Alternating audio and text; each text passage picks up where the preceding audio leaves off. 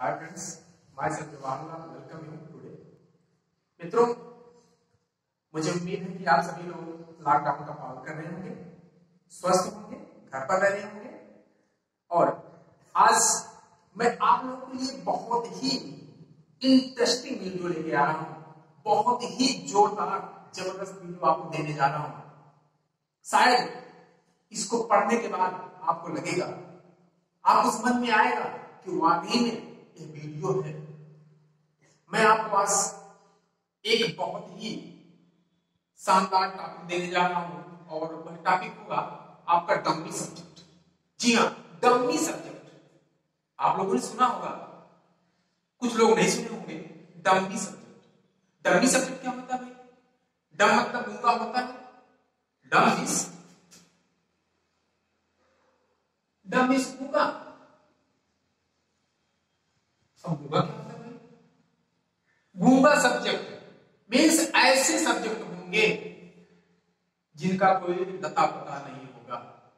जैसे हम जानते हैं कि डमी सब्जेक्ट वह होता है जिसका कोई अर्थ नहीं होता है। समझ लीजिए, जैसे पेन मीन्स कलम होता है, पेन मीन्स कलम होता है, लेकिन अगर पेन लिखा हो और उसका अर्थ कलम ना हो तो क्या हो गया?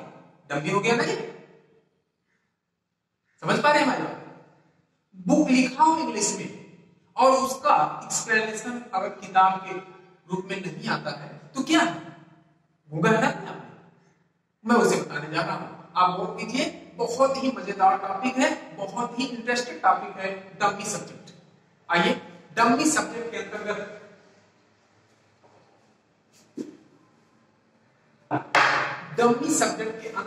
It and there, it and there को डमी सब्जेक्ट कहते हैं। आप समझ देख पा रहे होंगे इसको, गौर, बिल्कुल बहुत ही मजेदार टॉपिक है। इट और देयर को डमी सब्जेक्ट कहते हैं। क्यों कहते हैं? आप जानते हैं कि इट का मतलब होता है यह और देयर का मतलब होता है वहां। आप इसको भली भांति जानते होंगे, हर कोई स्टूडेंट से परिचित होगा। लेकिन मैं जो पढ़ाने जा रहा हूं आपको, बहुत ही मजेदार टॉपिक है ये। ना तो इट कहलाए, यह कहलाएगा, ना तो इसका अर्थ वहां होगा। ये दोनों लगे होंगे। इट और देयर सेंटेंस में आपको देखने को मिलेंगे, लेकिन वहां अर्थ निकालने में, एक्सप्लेनेशन करने में ना तो इट का मतलब यह मिलेगा आपको, ना तो देयर का मतलब वह मिलेगा, वहां मिलेगा। तो आप समझ लीजिए इस बात को कि इट और देयर को डमी सब्जेक्ट कहते हैं। क्यों कहते हैं? क्योंकि सेंटेंस में इनका कोई अर्थ नहीं होता है। आप समझ पा रहे हैं हमारी बात को? सेंटेंस में इट और देयर लगे हुए आपको मिलेंगे, लेकिन सेंटेंस में एक्सप्लेनेशन करते समय ना तो इट का मतलब यह हम पढ़ेंगे, ना तो देयर का मतलब वहां मिलेगा। ये सेंटेंस में कर्ता का काम करते हैं, सब्जेक्ट के स्थान पर रहते हैं। सब्जेक्ट मींस होता है कर्ता, आप जानते हो। और सेंटेंस का जो स्ट्रक्चर मैंने आपको बताया था, तो सबसे पहले मैंने बताया था कि किसी भी सेंटेंस में सबसे पहले सब्जेक्ट होता है, फिर उसके बाद हेल्पिंग वर्ब हो या मेन वर्ब हो, फिर उसके बाद अदर वर्ब होता है। तो इट और देयर सब्जेक्ट के स्थान पर लगे होंगे और सेंटेंस में इनका कोई अर्थ नहीं होगा। इस वजह से इट और देयर को डमी सब्जेक्ट कहते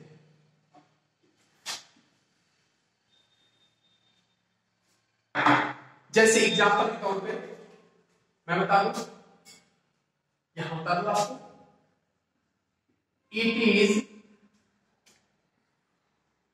9 o'clock now। आप समझ पा रहे हैं? It is 9 o'clock now। अब इट का मतलब यह होता है, लेकिन यहां कुछ नहीं है, सीधा अर्थ हो गया अब 9 बजे हैं। अब 9 बजे हैं। कहां गया था इट? इट का मतलब यह होना चाहिए ना। तो जब ईद का मतलब यहाँ कुछ नहीं है तो इसका मतलब क्या हुआ? डमी सब्जेक्ट हुआ ना, समझ पा रहे ना हमारी बात? ऐसे सेंटेंस में इट लगा होगा लेकिन इसका अर्थ कुछ नहीं होगा, तो ये समझ लीजिए क्या है, डमी सब्जेक्ट है। समझ पा रहे हैं इस बात को? दूसरा एग्जांपल दे दो देयर का, फिर मैं आगे बताऊंगा। There is a temple in my village. There is a temple in my village, इसका अर्थ हो गया मेरे गांव में एक मंदिर है।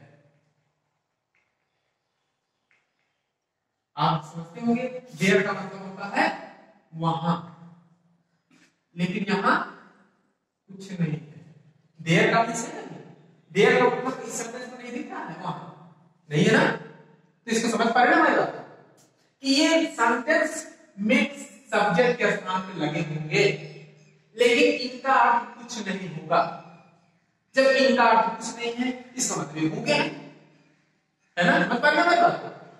इनका सेंटेंस में होना जरूरी है, सब्जेक्ट के स्थान पे होते हैं लेकिन सेंटेंस में इनका कोई अर्थ नहीं होता है, इस नाते ये क्या कहलाते हैं, डमी सब्जेक्ट। आप समझ लीजिए कि इट और देयर को डमी सब्जेक्ट कहते हैं। ये एग्जांपल से आपको समझ में आ गया होगा। अब एक बात आती है कि इट का प्रयोग कहां होता है और देयर का प्रयोग कहां होता है। दो है ना, डमी सब्जेक्ट तो है इट और देयर, लेकिन इट और देयर कहां प्रयोग होते हैं मैं तुमको बताने जा रहा हूं। आप कॉपी और पेन को निकालिए, नोट डाउन कीजिए और देखिए, इसको पढ़ने के बाद मजा आ जाएगा, बिल्कुल आप क्यूरियस हो जाएंगे मेरे से जुड़ने के लिए और मेरे से आप संपर्क में रहेंगे तो निश्चित है आपको एक से बढ़कर एक अच्छी सी वीडियो दूंगा। जीरो से हीरो बनाने के लिए मैं आपको प्रयास करूंगा, मैंने वादा किया।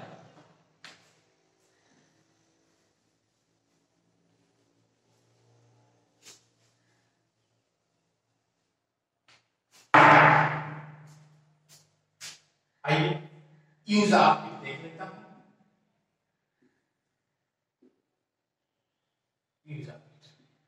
सबसे पहले यूज आप देख लेता हूं। ईद का प्रयोग समय, दिन, महीना, ऋतु, जलवायु, कंडीशन आदि के साथ ईद का प्रयोग होता है। फिर से देख लीजिए, ईट का प्रयोग समय, दिन, दिनों के नाम हो गया, महीनों का नाम हो गया, ऋतु का नाम हो गया और कंडीशन कोई शर्त हो आदि के साथ ईट का प्रयोग होता है। फिर से बता दो, समय, दिन, महीना, समय में आ जाएगा, ऋतु, जलवायु, दशा के साथ ईट का प्रयोग होता है।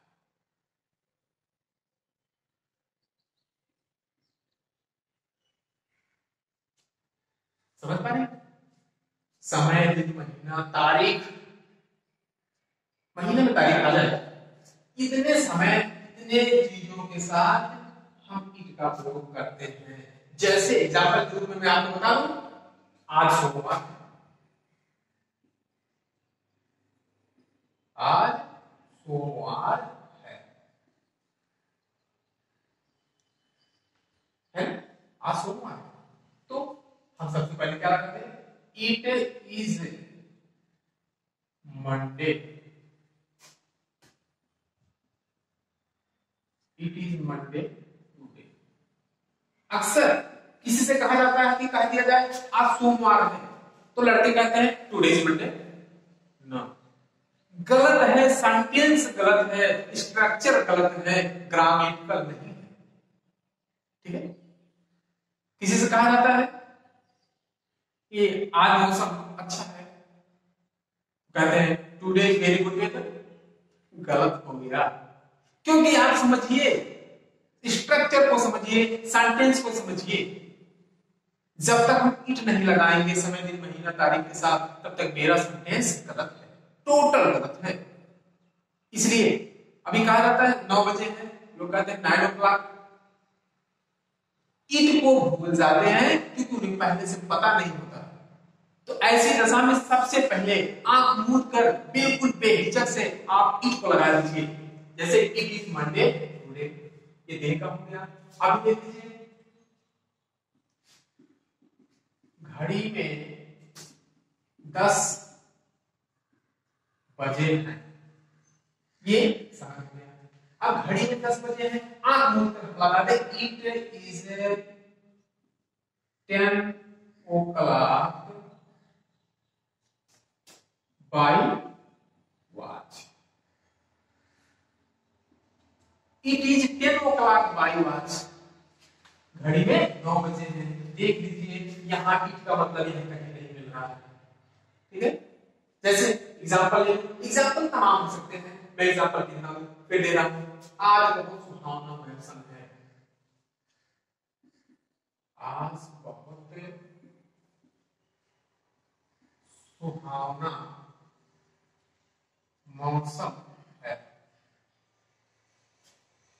क्या कहेंगे आप? सबसे पहले क्या लगाएंगे? इट लगाएंगे। आप बोलिए तो बोलिए इट।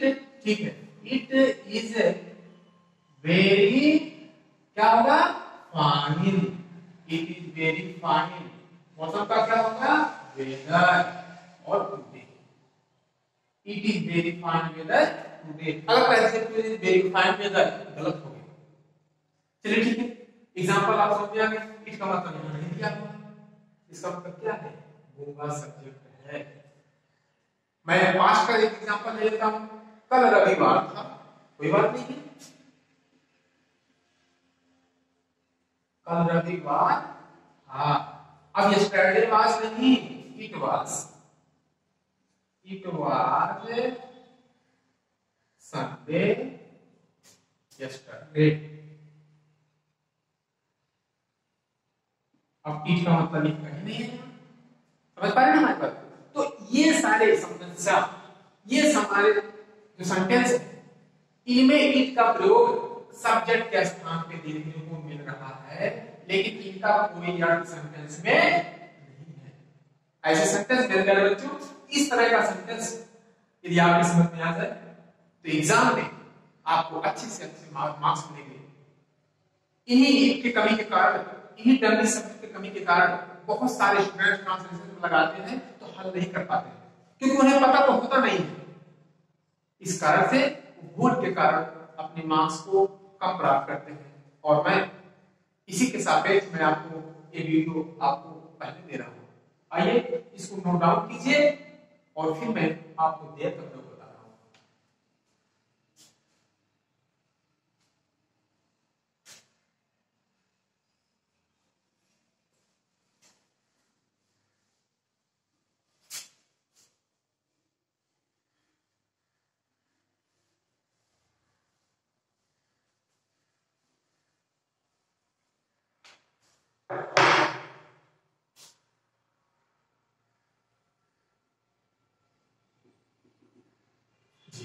देर, आप जानते हैं वैसे देर का मतलब वहां होता है। मैं आपको पहले बता चुका हूं कि इट और देर दो ही ऐसे वर्ड हैं जो डमी सब्जेक्ट का काम करते हैं। सब्जेक्ट के स्थान पर लगे होने के बावजूद भी सेंटेंस में इनका कोई अर्थ नहीं होता है। जैसे मेरे कक्षा में 40 विद्यार्थी हैं।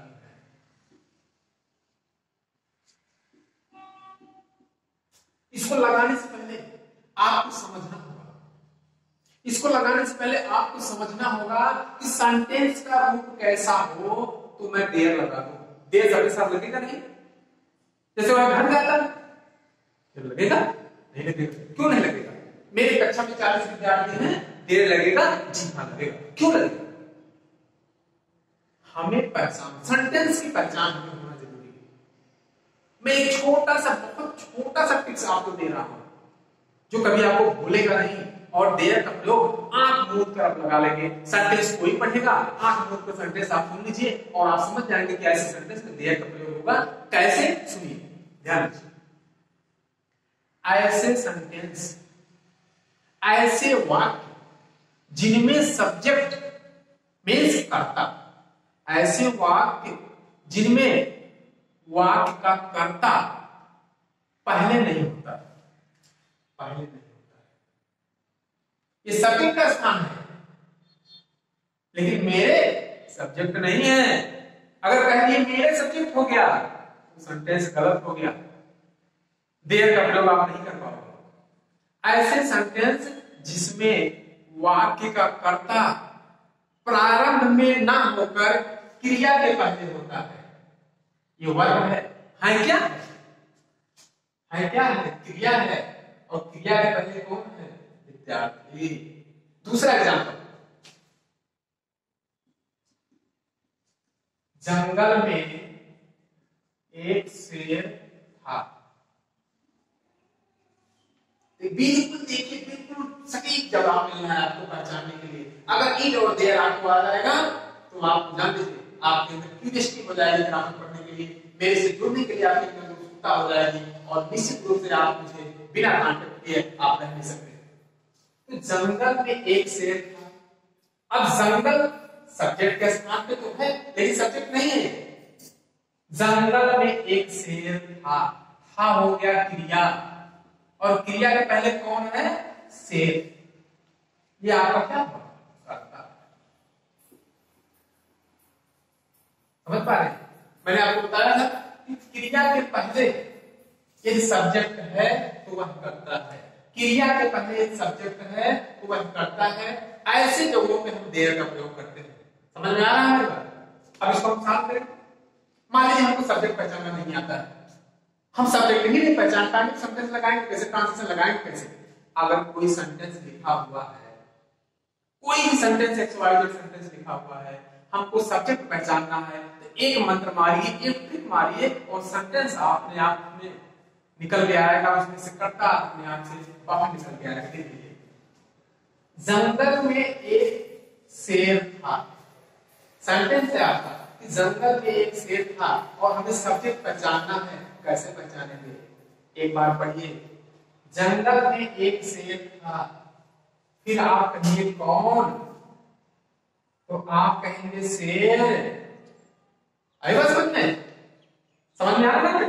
जंगल में एक शेर था, फिर कहिए कौन, तो आप हो गए शेर। शेर हो गया कर्ता। अब आप कर्ता देख रहे होंगे कहां है, मेरे कक्षा में 40 विद्यार्थी हैं, कौन, तो कहोगे विद्यार्थी।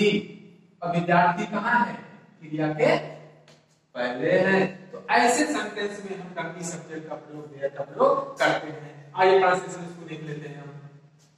तो मेरे कक्षा में 40 विद्यार्थी हैं, मैंने पहले आपको बताया है कि सबसे पहले देयर का प्रयोग करते हैं। देयर आर 40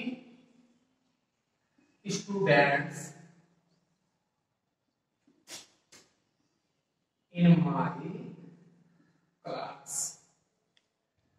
समझ पा रहे? देखिए देर माने वहां पे कुछ नहीं, देर का मतलब यहां वहां कुछ नहीं है। समझ में आ रहा है? एकदम समझ में आ रहा है। दूसरा देख लीजिए एग्जांपल, जंगल में एक शेर था, आंख मूंद कर आप लगा लीजिए there was a lion in the forest। ठीक है, ये समझ में आ गया होगा। इसको नोट डाउन कर लीजिए। ऐसे तमाम एग्जांपल हो सकता है, मैं तमाम एग्जांपल आपको दे सकता हूं इसके लिए। और एक एग्जांपल और ले लीजिए, मेरे परिवार में 6 सदस्य हैं। मेरे परिवार में 6 सदस्य हैं। अब सब्जेक्ट कौन हो गया, मेरे परिवार में 6 सदस्य हैं, कौन, 6 सदस्य।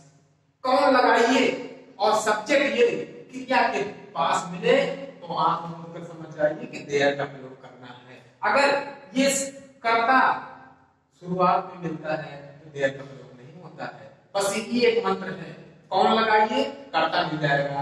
कर्ता अगर क्रिया के पास है तो देर लगा दीजिए, कर्ता अगर शुरुआत में है तो देर का प्रयोग नहीं होगा। मेरे परिवार में 6 सदस्य हैं। There are 6 members in my family। मेरे परिवार में 6 सदस्य।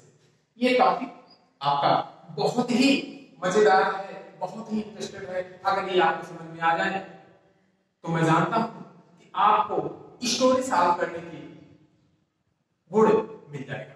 स्टोरी सॉल्व करने में ये आपको बहुत ही सहयोग करता है, बहुत ही इंटरेस्टेड है। आप हाई लेवल के बच्चों से मिलिए, आप इंटरमीडिएट के बच्चों से मिलिए, आप इंटर के बाद ग्रेजुएशन के बच्चों से मिलिए। अगर ऐसा सेंटेंस को पहचान पा रहे हैं तो फिर देखिए ये डमी सब्जेक्ट अपने आप में बहुत ही महत्वपूर्ण है, बहुत ही इंटरेस्टेड है, बहुत ही इंपॉर्टेंट है अपने लिए।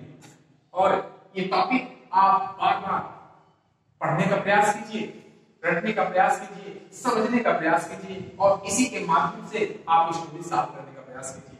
किताबों में, बुकों में आपको तमाम सारे स्टोरी दिए हुए हैं, उनको आप लगाइए, सॉल्व कीजिए, देखिए एक स्टोरी में 1 या 2 सेंटेंस मैं वादा करता हूं कि हम इस सब्जेक्ट में मिल जाएंगे। और तब तक के लिए इतना वीडियो आपके लिए पर्याप्त है। आप अपना ख्याल रखिए, स्वस्थ रखिए और लॉकडाउन का पालन करते हुए आप अपना समय का पालन कीजिए। Take care.